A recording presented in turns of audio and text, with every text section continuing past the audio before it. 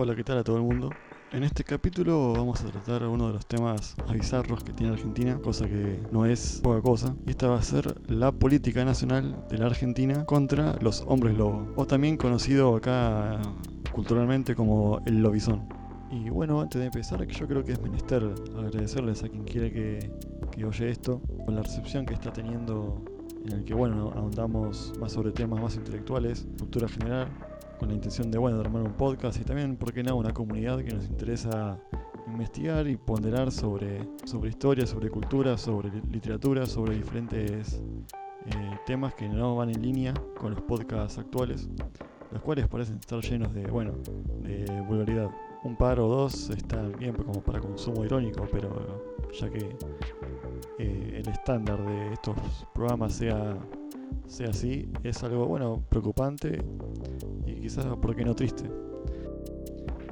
Más yo personalmente me pongo a pensar que, bueno, una persona cuando alcanzaba sus 20 años de edad, sus 20 y pico años de edad, en la antigüedad ya se estiraba de que uno tenía que ser matemático, arquitecto, escultor y además si no eras veterano de guerra, eras considerado un cobarde, un cero a la izquierda. Se ha dejado de lado mucho la educación polifuncional.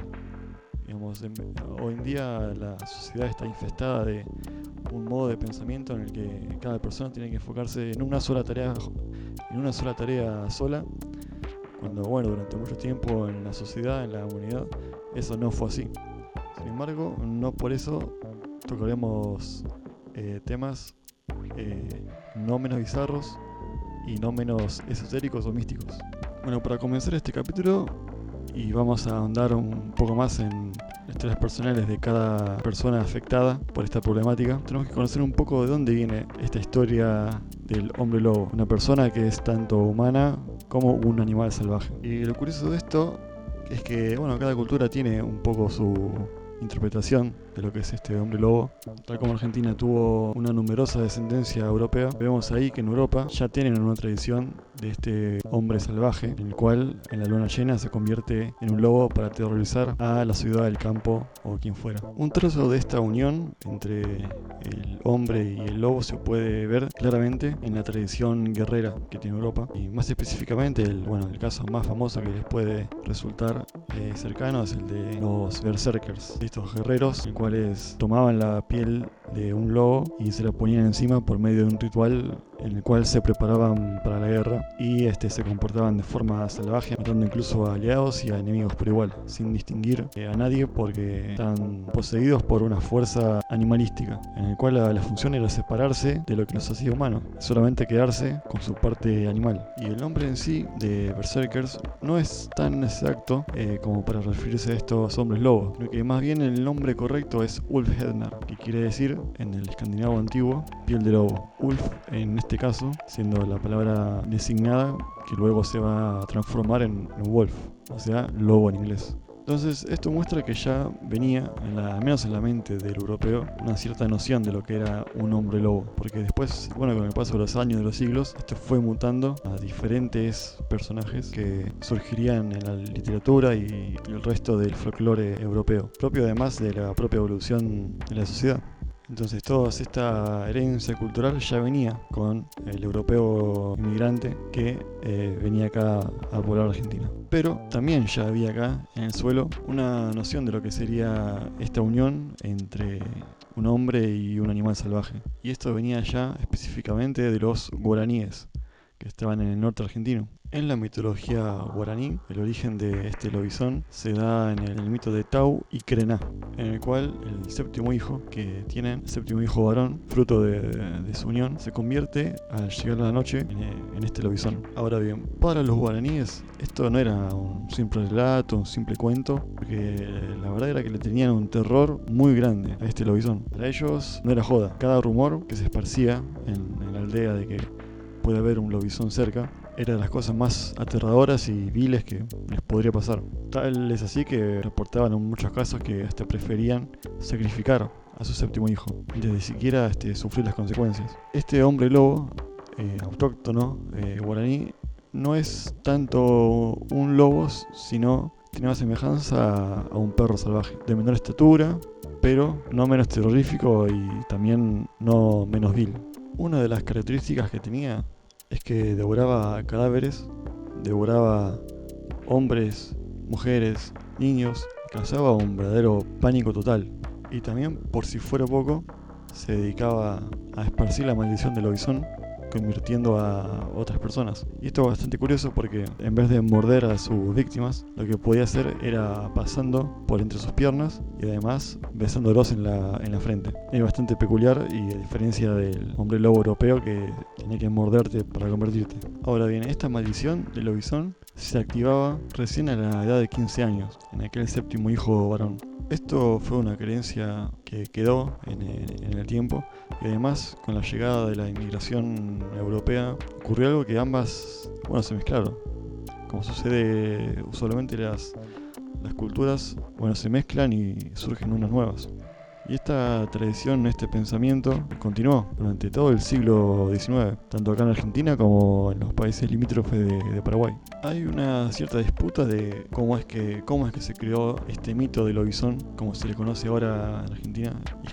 Y es que unos proponen que fue recién en el año 1907, cuando una pareja de Europa del Este pidieron al presidente de ese entonces, que era el presidente Figueroa Alcorta, para que sea el padrino de su séptimo hijo.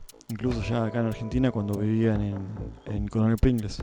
Lo cual, el presidente a raíz de esto aceptó ser el padrino. Y acá es cuando se mezclan las cosas que, uno puede debatir cuándo surgió, cuánto es de las historias que se originaron acá en el suelo argentino, cuánto es de lo que vino afuera.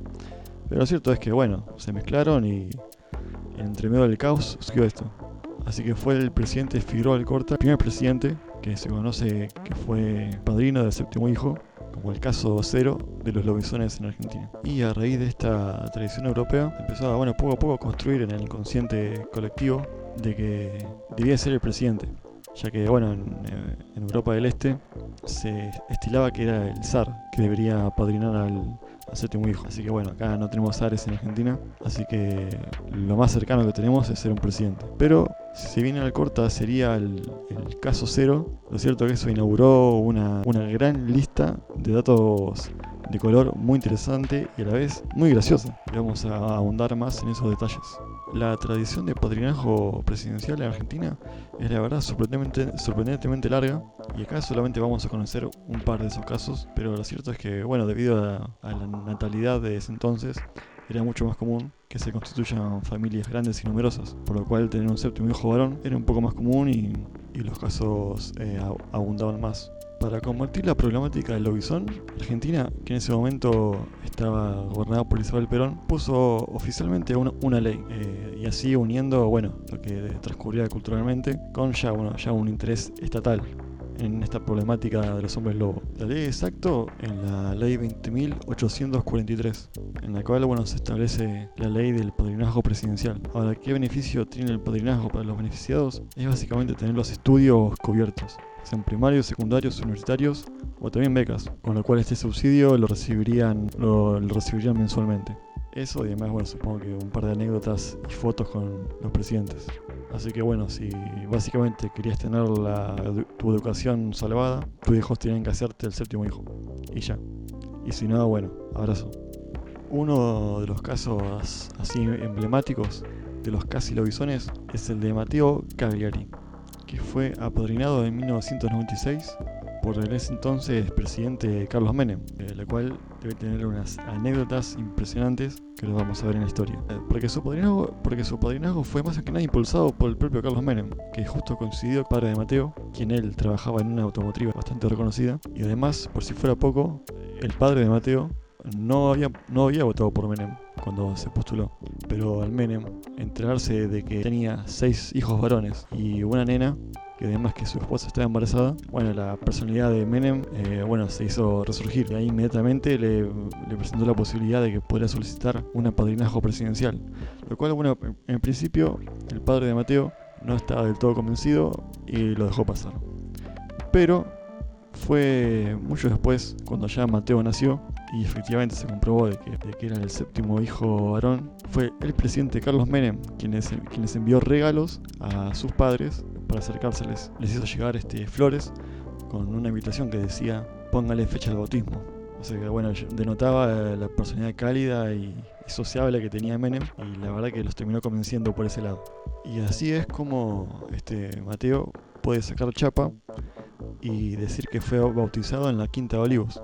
De hecho, cualquiera que busca en internet puede buscar su nombre y bueno, ver unas fotos del presidente Menem ahí en la Quinta de Olivos, en pleno bautismo, e incluso aprender más de la historia del lobizón. Así que bueno, esa es una de las historias que hay sobre el padrinazgo presidencial, pero me pareció una de las más coloridas que hay, porque además se lo bautizaron en la Quinta de Olivos, lo cual bueno, a más de uno le hubiera gustado. Y luego bueno, la historia del padrinazgo presidencial es bastante extensa, tan extensa como bueno, como los propios séptimos hijos. Yo estaría muy curioso de saber si alguno que está escuchando es efectivamente un séptimo hijo y un apadrinado presidencial. Lo que sí, a partir de la ley de Isabel Perón, no solo se limitó a los hijos varones, sino que también las séptimas hijas pueden pedir ese beneficio. Aunque, lo que sí, bueno, cada vez los casos de apadrinazgo presidencial pueden ser considerados más raros por, bueno, la baja de natalidad que, bueno, no solo afecta a Argentina, sino también a todo el mundo. Pero, recientemente, como para cerrar el capítulo, incluso al presidente Javier Milei también le ha tocado ser un padrino de un bebé nacido en Santa Cruz. Así que bueno, como para ir cerrando, esta fue la historia de por qué no hay hombres lobo en Argentina y del interés del Estado Nacional en prevenir esta epidemia de hombres lobo. Y ojalá, bueno, que lo hayan pasado bien y que hayan aprendido algo nuevo o que se hayan divertido. Pero bueno, esa es la historia del lobizón en Argentina y continuaremos investigando sobre diferentes temas, de los cuales estoy abierto a sugerencias para futuros videos. Abrazo.